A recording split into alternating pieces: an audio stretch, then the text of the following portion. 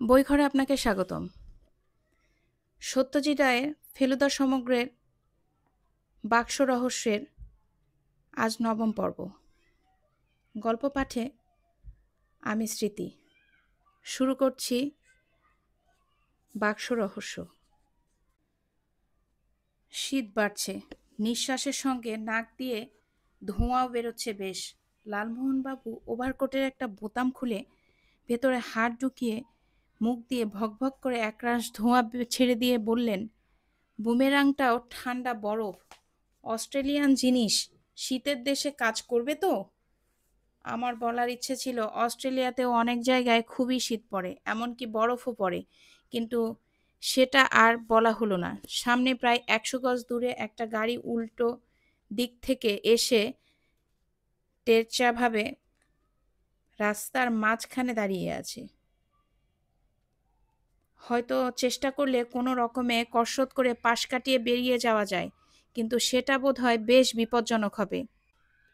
আমাদের ড্রাইভার বারবার হর্ন দিয়েও যখন কোনো ফল হলো না, তখন বুঝলাম ব্যাপারটার মধ্যে কোনো গন্ডগোল আছে। ফেলুদা কথা না বলে স্টিয়ারিংয়ের ওপর হাত রেখে গাড়ি থামাতে বলল, আর ড্রাইভারও খুব সাবধানে গাড়িটাকে রাস্তার একপাশে পাহাড়ের দিকটায় নিয়ে গিয়ে থামালো। আমরা চারজনে কাদা আর বরফে প্যাচপ্যাচে রাস্তায় নামলাম। চারিদিকে একটা নিঝুম ভাব। এত গাছ থাকা সত্ত্বেও একটা পাখির ডাক শোনা যাচ্ছে না। সবচেয়ে আশ্চর্য এই যে সামনে একটা গাড়ি রয়েছে, আমাদেরই মতো একটা অ্যাম্বাসেডর, কিন্তু তার যাত্রী বা ড্রাইভার কাউকেই দেখা যাচ্ছে না। কারোরই কোনো সাড়াশব্দ পাওয়া যাচ্ছে না। আমরা খুব হিসেব করে রাস্তার দিকে চোখ রেখে বরফের ওপর যেখানে চাকার দাগ, সেইখানে দাগের ওপর পা ফেলে এসে এগুচ্ছি। এমন সময় লালমোহনবাবু হঠাৎ চমকে গিয়ে ছোট্ট একটা লাফ দিয়ে পা হড়কে একেবারে বরফের ওপর মুখ থুবড়ে পড়লেন। একটা আচমকা হঠাৎ শব্দই এই ভরকানির কারণ। আমি জানি শব্দটা হয়েছে পাইন গাছের ডাল থেকে বরফের চাপড়া পিছলে মাটিতে পড়ার ফলে। এই অস্বাভাবিক নিস্তব্ধতার মধ্যে হঠাৎ শব্দটা শুনে সত্যিই চমকে উঠতে হয়। লালমোহনবাবুকে কোনো রকমে হাত ধরে টেনে তুলে আমরা আবার এগুতে লাগলাম। আরও খানিকটা এগুতেই বুঝলাম গাড়িটার মধ্যে একজন লোক বসে আছে সামনে, ড্রাইভারের সিটে। আমাদের ড্রাইভার বলল লোকটাকে চেনে, ট্যাক্সিটা ওর জানা। লোকটা ওই ট্যাক্সিরই ড্রাইভার, নাম অরবিন্দ।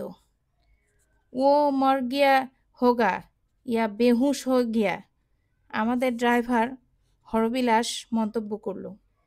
ফেলুদার হাত ওর কোটের ভেতরে চলে গেছে। আমি জানি এখানে আছে ওর রিভলভার। হঠাৎ আবার এক চাপড়া বরফ মাটিতে পড়ল কাছেই কোনো একটা গাছ থেকে।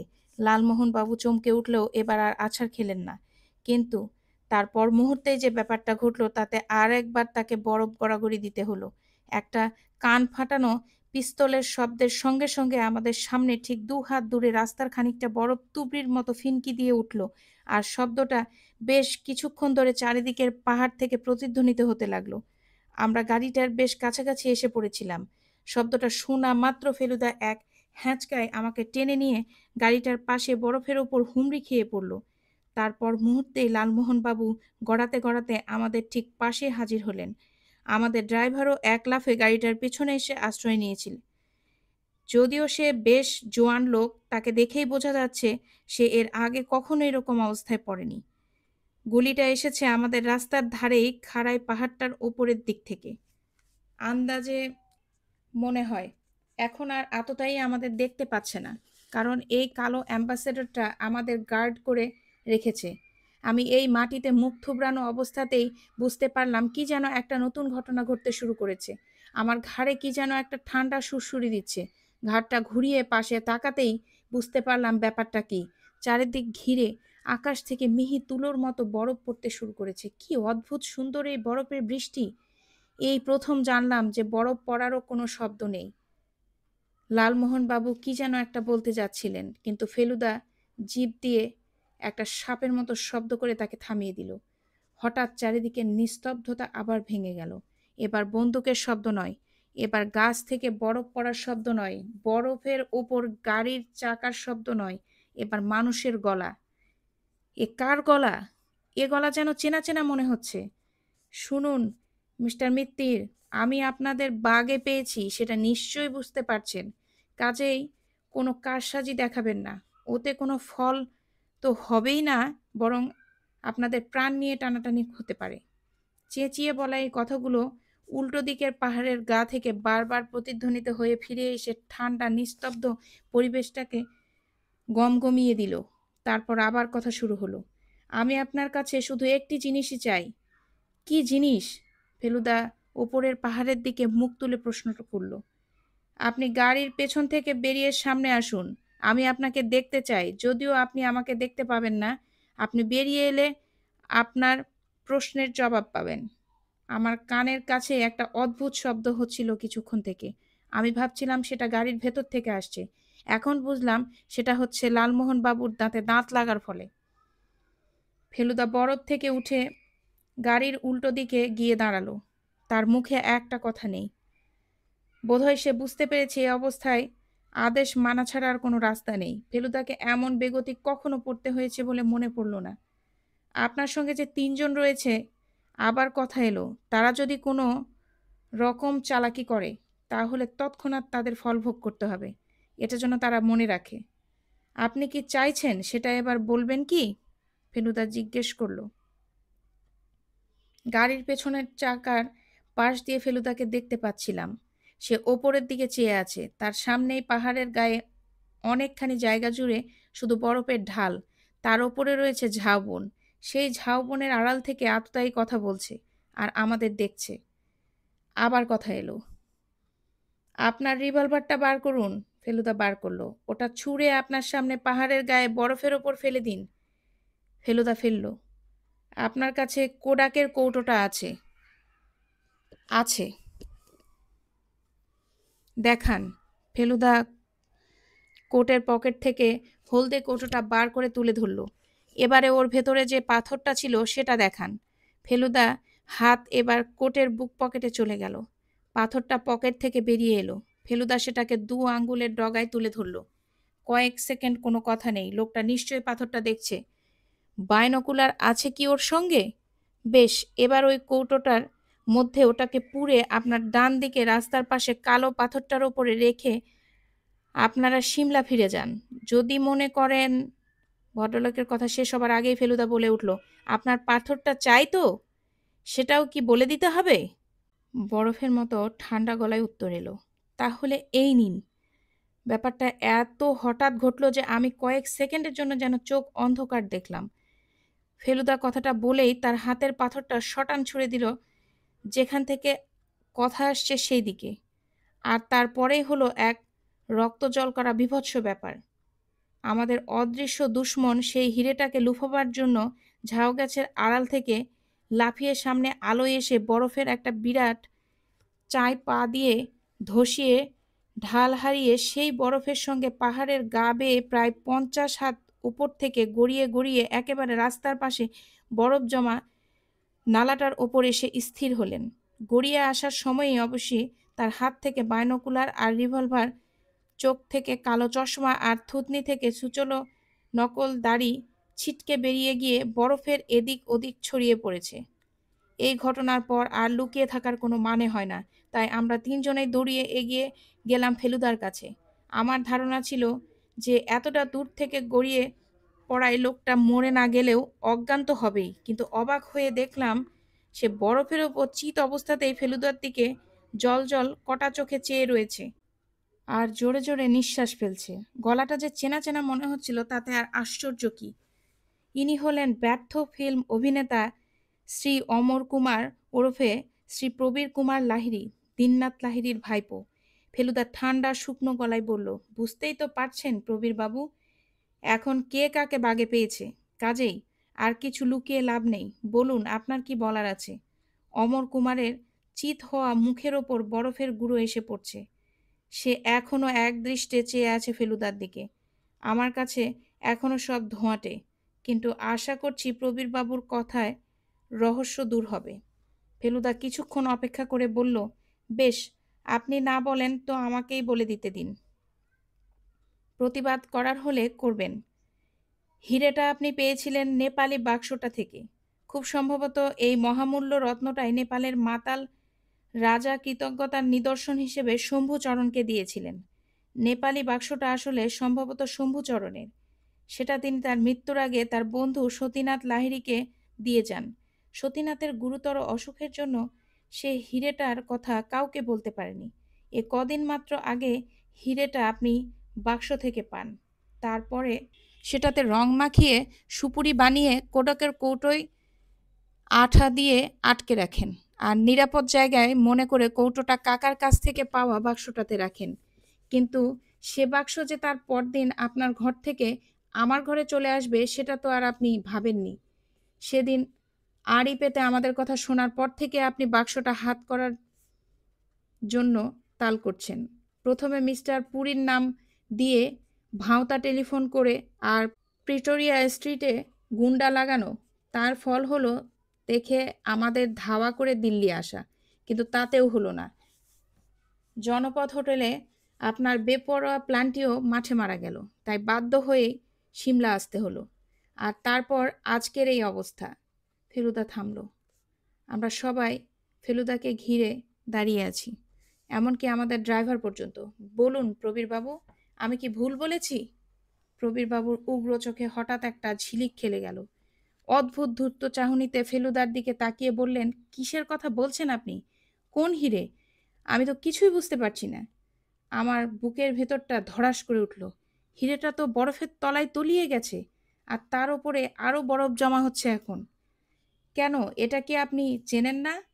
আবার চমক লাগার পালা। ফেলুদা এবার তার বুক পকেট থেকে আর একটা পাথর বার করলো। এই বরফ পড়া মেঘলা বিকেলেও তার ঝলকানি দেখে তাক লেগে যায়। বরফের উপরে যেটা রয়েছে সেটার দাম কত জানেন? 5 টাকা। আজই সকালে মিলার জেম কোম্পানি থেকে কেনা। আর এটাই হলো। প্রবীরবাবু বাঘের মতো লাফ দিয়ে উঠে ফেলুদার ওপর ঝাঁপিয়ে পড়ে তার হাত থেকে হিরেটা ছিনিয়ে নিয়েছে। ঠকাং! আচমকা একটা মোক্ষমস্ত্র প্রচণ্ড জোরে প্রবীরবাবুর মাথায় বাড়ি মেরে তাকে অজ্ঞান করে দিল। তার শরীরটা আবার এলিয়ে পড়ল বরফের ওপর। তার হাতের মুঠো খুলে গেল। তার হাত থেকে হিরে আবার ফিরে এলো ফেলুদার হাতে। থ্যাংক ইউ লালমোহন বাবু। ফেলুদার ধন্যবাদটা লালমোহন বাবুর কানে গেল কিনা জানি না। তিনি এখনও তার নিজেরই হাতে ধরা বুমেরাংটার দিকে অবাক দৃষ্টিতে চেয়ে আছেন। অমর কুমার এখন কেঁচো। সিমলা ফেরার পথ গাড়িতেই সব স্বীকার করেছে।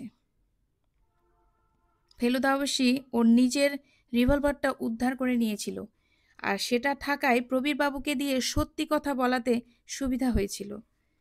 ভদ্রলোকের মাথায় বুমেরাঙের বাড়ি মেরে আবার লালমোহন বাবুই রাস্তা থেকে খানিকটা বরফ তুলে সেখানটায় লাগিয়ে দিয়েছিলেন।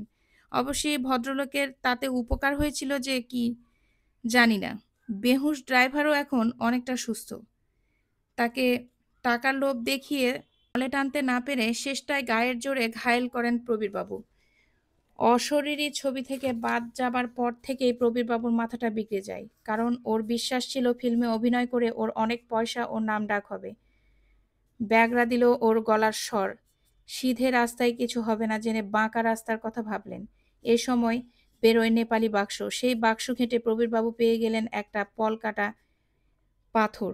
যাচাই করে দাম জেনে চোখ কপালে উঠে যায়। এবার স্বপ্ন দেখেন নিজেই ছবি প্রডিউস করে নিজেই হবেন তার হিরো। কেউ তাকে বাদ দিতে পারবে না। তারপরের যে ঘটনা সেটা তো আপনাদের জানাই। আপাতত প্রবীরবাবুকে রাখা হয়েছে সিমলায় হিমাচল প্রদেশ স্টেট পুলিশের জিম্মায়। হিরেটা পাবার পর থেকেই ফেলুদার প্রবীরবাবুকে সন্দেহ হয়েছিল, তাই সিমলায় এসেই দীননাথবাবুকে টেলিফোন করে চলে আসতে বলে। যদিও কারণটা বলেনি। উনি কাল 11টার গাড়িতে এসে ভাইপোর সম্বন্ধে যা ভালো বোঝেন করবেন। হিরেটা বোধ হয় দীননাথবাবুরই হাতে চলে যাবে, কারণ সেটা এসেছিল তার জ্যাঠামশাইয়ের সঙ্গে। আমি সব শুনে টুনে বললাম, হীরের ব্যাপারটা তো বুঝলাম, কিন্তু শম্ভুচরণ বোসের ভ্রমণ কাহিনীটা কোথায় গেল? ফেলুদা বলল, ওটা হলো 2 নম্বর রহস্য। দোলনা বন্দুক হয় জানিস তো? সেই রকম আমাদের এই বাক্স রহস্যটা হলো দোলনা রহস্য। এই দ্বিতীয় রহস্যটার কিছু কিনারা হলো? আমি জিজ্ঞেস করলাম। হয়েছে, থ্যাঙ্কস টু খবরের কাগজ অ্যান্ড জলের গেলাস। শম্ভুনাথের খাতার রহস্যের চেয়ে ফেলুদার এই কথার রহস্যটা আমার কাছে কিছু কম বলে মনে হলো না। বাকি রাস্তাটা ফেলুদা আর কোনো কথা বলেনি। এখন আমরা ক্লার্কস হোটেলের উত্তর দিকে খোলা ছাদে রঙিন ছাতার তলায় বসে হট চকলেট খাচ্ছি। সব শুদ্ধ ৮টা টেবিলের মধ্যে একটাতে আমরা ৩ জন বসেছি, আরেকটাতে ২ জন জাপানি, আর আরেকটাতে দূরের টেবিলে বসেছেন সেই কানে তুলোওয়ালা ভদ্রলোক। এখন অবশ্যই তার কানে আর তুলো নেই।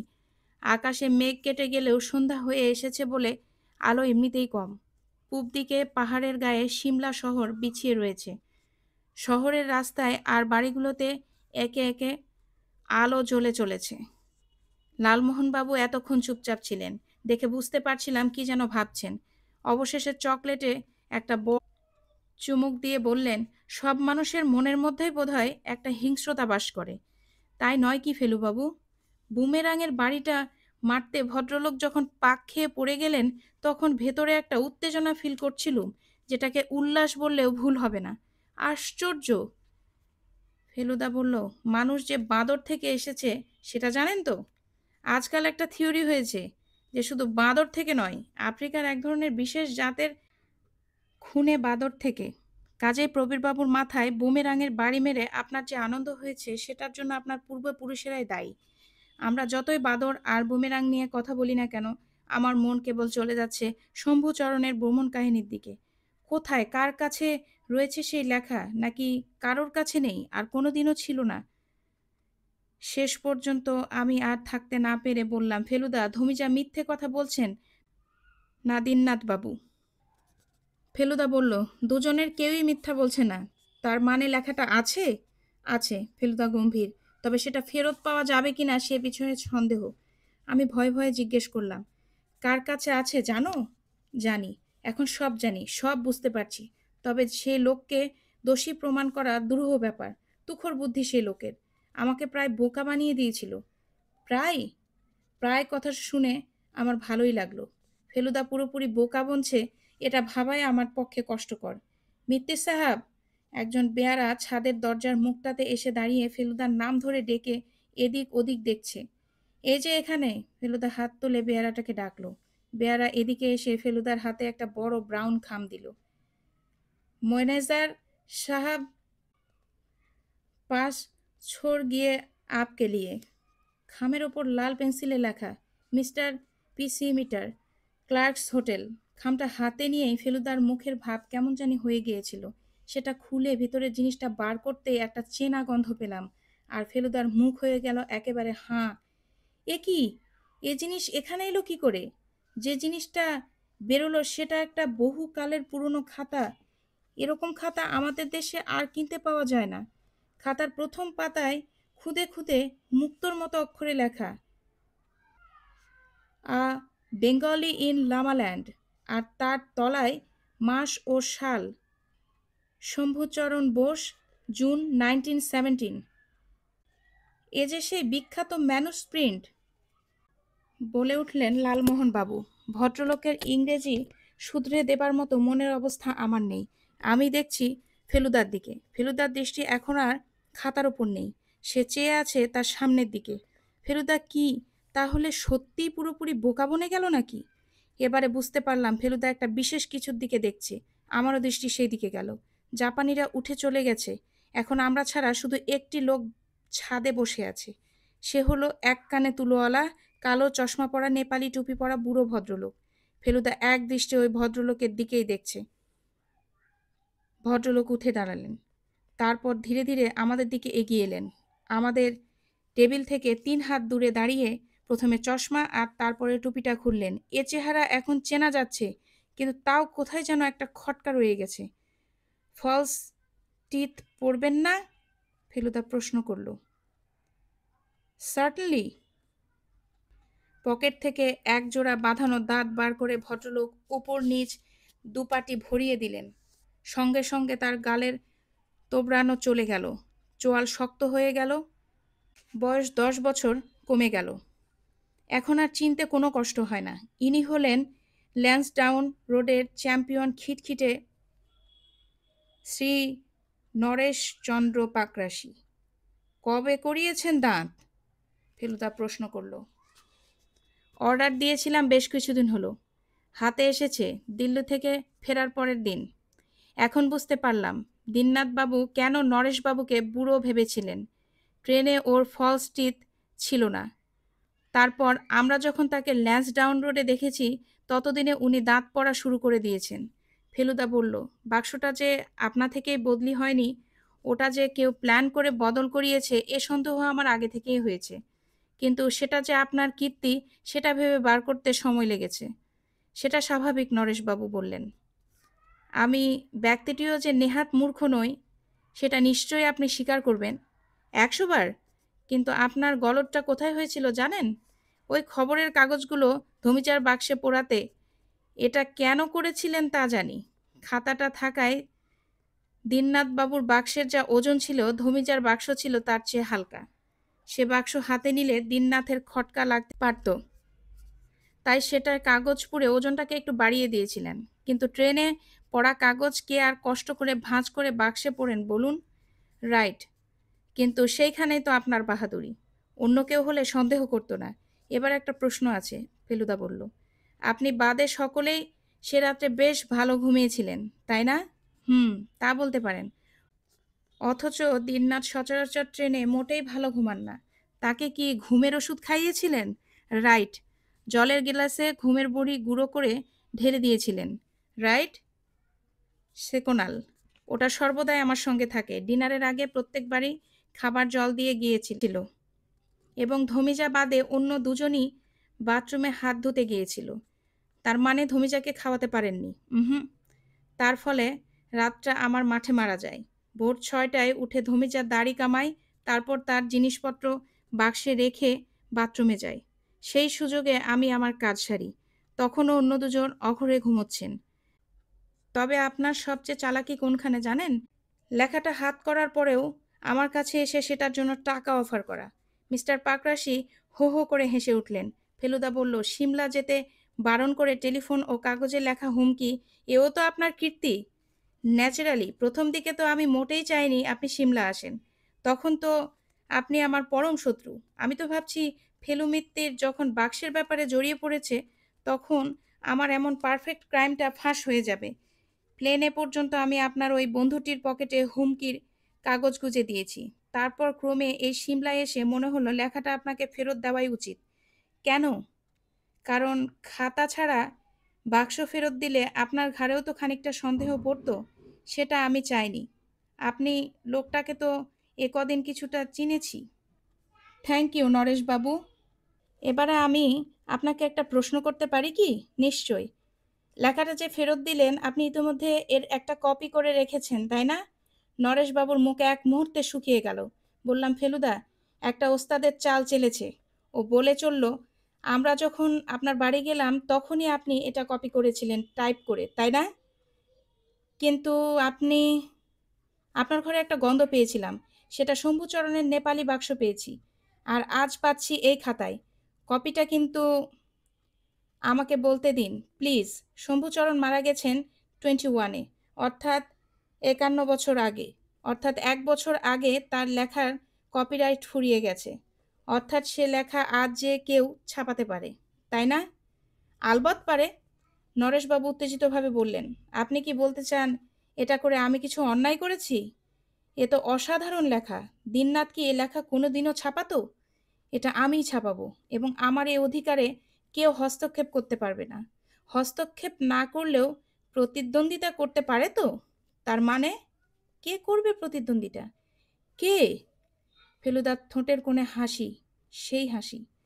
আর একবার হ্যান্ডশেক করার জন্য নরেশবাবুর দিকে ডান হাতটা বাড়িয়ে দিয়ে বলল, meet your rival mister Pakrashi. এই বাক্স রহস্যের ব্যাপারে আমি দীননাথ বাবুর কাছে কেবল একটি পারিশ্রমিকই চাইব। সেটা হলো এই খাতাটা। বুমেরাং বলে চিৎকার করে উঠলেন জটায়ু। যদিও কেন বললেন সেটা এখনো ভেবে বের করতে পারিনি। ধন্যবাদ। আজ এই পর্যন্তই। বাক্স রহস্যের এখানেই সমাপ্ত। নতুন গল্প নিয়ে পরবর্তী পর্বে আসব খুব তাড়াতাড়ি। গল্প শুনুন, ভালো থাকুন। ধন্যবাদ।